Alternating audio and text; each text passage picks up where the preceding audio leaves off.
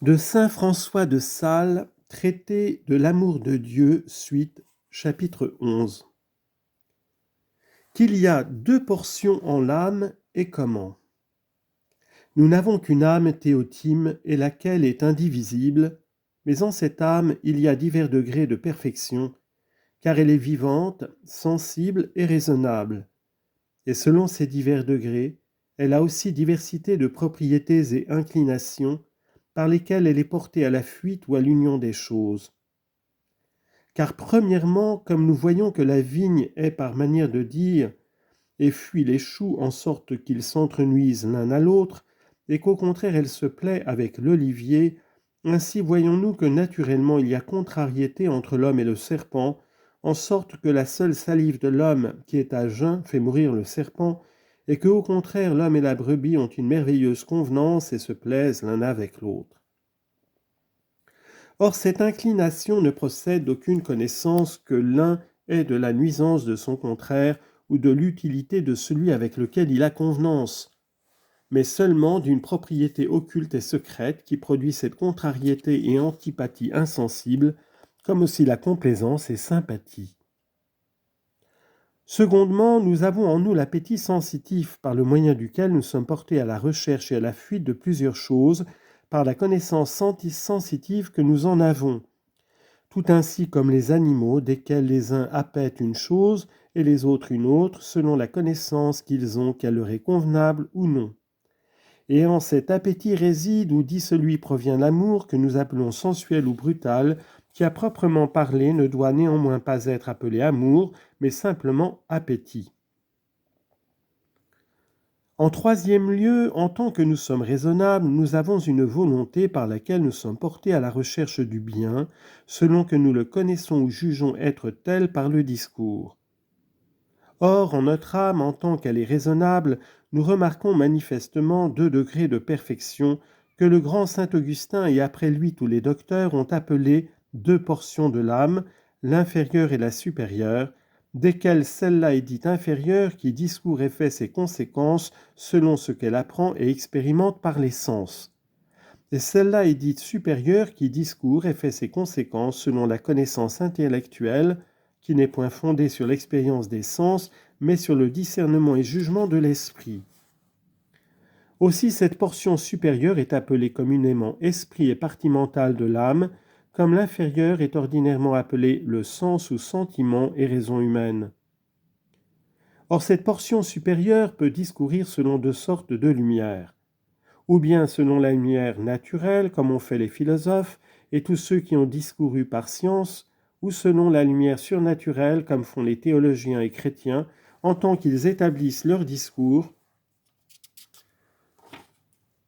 sur la foi et parole de Dieu révélée, et encore plus particulièrement ceux desquels l'esprit est conduit par de particulières illustrations, inspirations et émotions célestes. C'est ce que dit saint Augustin, que la supérieure portion de l'âme est celle par laquelle nous adhérons et nous appliquons à l'obéissance de la loi éternelle.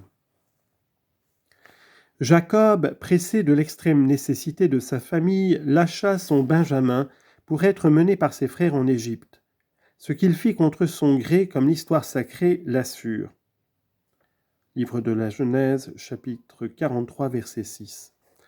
En quoi il témoigne deux volontés, l'une inférieure par laquelle il se fâchait de l'envoyer, l'autre supérieure par laquelle il se résolut de l'envoyer, car le discours pour lequel il se fâchait de l'envoyer était fondé sur le plaisir qu'il sentait de l'avoir auprès de soi, et le déplaisir qui lui revenait de la séparation de lui, qui sont des fondements perceptibles et sensibles.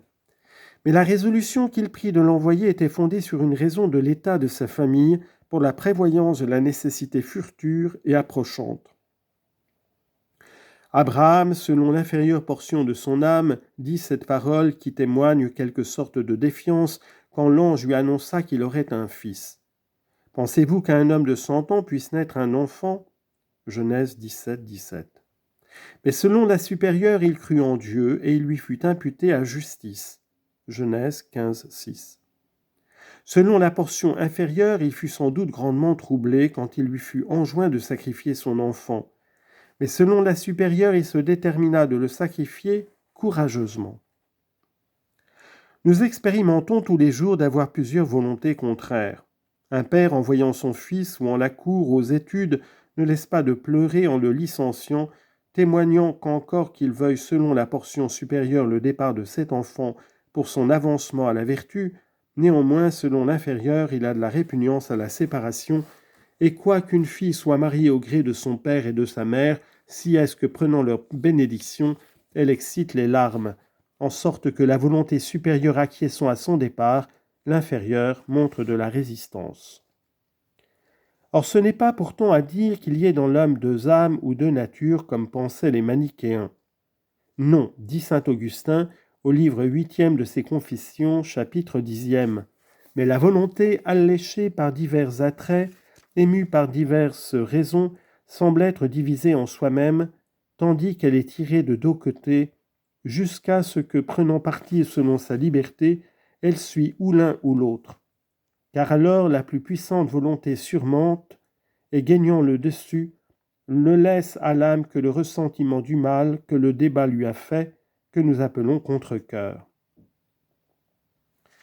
Mais l'exemple de notre Sauveur, si admirable pour ce sujet, et après la considération duquel il n'y a plus à douter de la distinction de la portion supérieure et inférieure de l'âme, car qui ne sait entre les théologiens qu'il fut parfaitement glorieux dès l'instant de sa conception au ventre de la Vierge, et néanmoins il fut en même temps sujet aux tristesses, regrets et afflictions de cœur. Et il ne faut pas dire qu'il souffrit seulement selon le corps, ni même selon l'âme, en tant qu'elle était sensible, ou qui est la même chose selon le sens, car lui-même atteste qu'avant qu'il souffrit aucun tourment extérieur, ni même qu'il vût les bourreaux auprès de soi, son âme était triste jusqu'à la mort. Ensuite de quoi il fit la prière que le calice de sa passion fût transporté loin de lui. Matthieu 26, 38. C'est-à-dire qu'il en fut exempt, en quoi il exprime manifestement le vouloir de la portion inférieure de son âme, laquelle, discourant sur les tristes et angoissants objets de la passion qui lui étaient préparés, et de laquelle la vive image était représentée en son imagination, il en tira, par une conséquence très raisonnable, la fuite et éloignement d'eux, dont il fait la demande à son Père, par où l'on remarque clairement que la portion inférieure de l'âme n'est pas la même chose que le degré sensitif d'Icelle, ni la volonté inférieure une même chose avec l'appétit sensuel, car l'appétit sensuel ni l'âme, selon son degré sensitif, ne sont pas capables de faire aucune demande ni prière, qui sont des actes de la faculté raisonnable. Et particulièrement, ils ne sont pas capables de parler à Dieu, objet auquel les sens ne peuvent atteindre pour en donner la connaissance à l'appétit. Mais ce même Sauveur, ayant fait cet exercice de la portion inférieure, est témoigné que, selon Icelle et les considérations qu'elle faisait, sa volonté inclinait à la fuite des douleurs et des peines. Il montra par après qu'il avait la portion supérieure par laquelle, adhérant inviolablement à la volonté éternelle et au décret que le Père céleste avait fait, il accepte volontairement la mort. Et nonobstant la répugnance de la partie inférieure de la raison, il dit « Ah, non, mon Père, que ma volonté ne soit pas faite, mais la vôtre. » Luc 22, 42. Quand il dit « ma volonté », il parle de sa volonté selon la portion inférieure, et d'autant qu'il dit cela volontairement, il montre qu'il a une volonté supérieure. Chapitre 12. Qu'en ces deux portions de l'âme, il y a 4 différents degrés de raison. Il y avait 3 parvis au temple de Salomon. L'un était pour les gentils et étrangers qui, voulant recourir à Dieu, venaient adorer en Jérusalem. Le second était pour les Israélites, hommes et femmes, car la séparation des femmes ne fut pas faite par Salomon. Le troisième était pour les prêtres et pour l'ordre lévitique. Et enfin, outre tout cela, il y avait le sanctuaire ou maison sacrée en laquelle le seul grand prêtre avait accès une fois l'an. Notre raison, ou pour mieux dire notre âme en tant qu'elle est raisonnable, est le vrai temple du grand Dieu, lequel y réside plus particulièrement. Je te cherchais, dit saint Augustin, hors de moi, et je ne te trouvais pas, parce que tu étais en moi. En ce temple mystique, il y a aussi trois parvis qui sont trois différents degrés de raison. Au premier, nous discourons selon l'expérience des sens. Au second, nous discourons selon les sciences humaines. Au troisième, nous discourons selon la foi.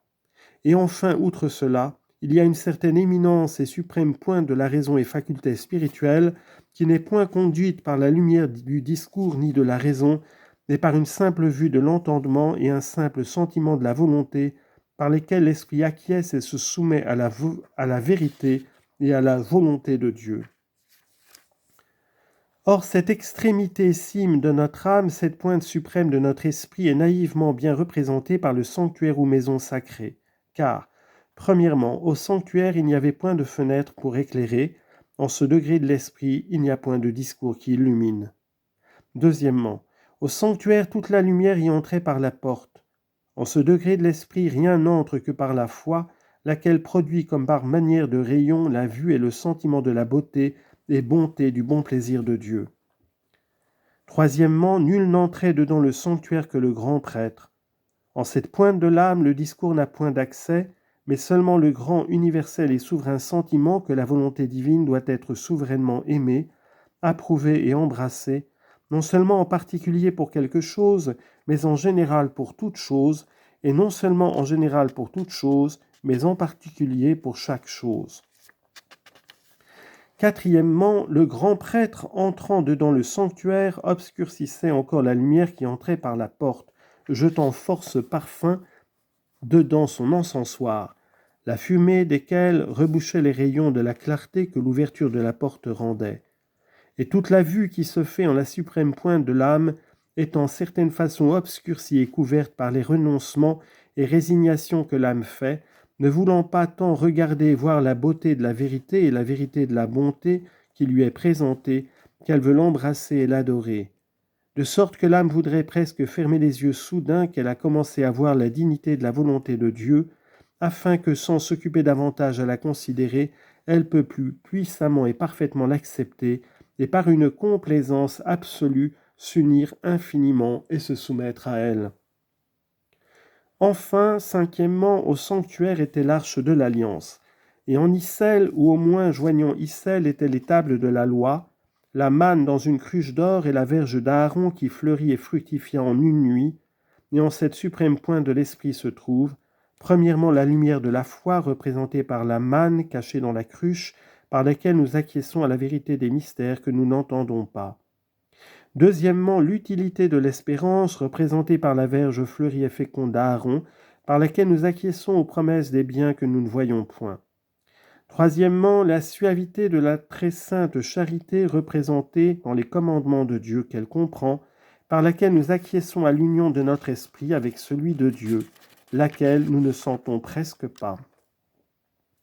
Car encore que la foi, l'espérance et la charité répandent leur divin mouvement presque en toutes les facultés de l'âme, tant raisonnables que sensitives, les réduisant et assujettissant saintement sous leur juste autorité, si est-ce que leur spéciale demeure, leur vrai et naturel séjour est en cette suprême pointe de l'âme, de laquelle, comme une heureuse source d'eau vive, elle s'épanche par divers surgeons et ruisseaux sur les parties et facultés inférieures. De sorte, Théotime, qu'en la partie supérieure de la raison il y a 2 degrés, en l'un desquels se font les discours qui dépendent de la foi et lumière surnaturelle, et en l'autre se font les simples acquiescements de la foi, de l'espérance et de la charité. L'âme de saint Paul se sentit pressée de 2 divers désirs, l'un desquels fut d'être délié de son corps pour aller au ciel avec Jésus-Christ, et l'autre de demeurer en ce monde pour y servir à la conversion des peuples. L'un et l'autre désir étaient sans doute en la partie supérieure, car ils procédaient tous deux de la charité, mais la résolution de suivre le dernier ne se fit pas par discours, mais par une simple vue et un simple sentiment de la volonté du Maître, à laquelle la seule pointe de l'esprit de ce grand serviteur acquiesça, au préjudice de tout ce que le discours pouvait conclure. Mais si la foi, l'espérance et la charité se tournent par ce saint acquiescement en la pointe de l'esprit, comment est-ce qu'au degré inférieur ne peuvent faire les discours qui dépendent de la lumière de la foi ? Ainsi que nous voyons que les avocats au barreau disputent avec beaucoup de discours sur les faits et droits des parties, et que le Parlement ou Sénat résout d'en haut toutes les difficultés par un arrêt, lequel étant prononcé les avocats et auditeurs ne laisse pas de discourir entre eux sur les motifs que le Parlement peut avoir eus, de même Théotime, après que les discours et surtout la grâce de Dieu ont persuadé à la pointe et suprême éminence de l'esprit d'acquiescer et former l'acte de la foi par manière d'arrêt, l'entendement ne laisse pas de discourir de rechef sur cette même foi déjà conçue pour considérer les motifs et raisons d'Issel. Mais cependant, les discours de théologie se font au parquet et barreau de la portion supérieure de l'âme et les acquiescements en haut au siège et tribunal de la pointe de l'esprit. Or, parce que la connaissance de ces 4 divers degrés de la raison est grandement requise pour entendre tous les traités de choses spirituelles, j'ai voulu l'expliquer assez amplement.